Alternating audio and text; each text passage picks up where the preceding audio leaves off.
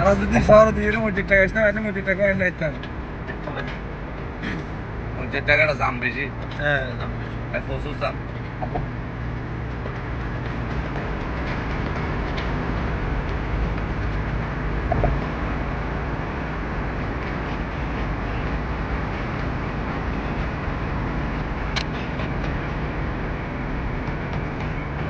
ওগুলো খালি গাড়ি নগদ দেয়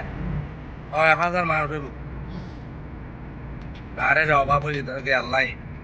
ইচ্ছে তো মানুষ বোন একখান দিল যে টাকা দিয়ে দরকার কি রোড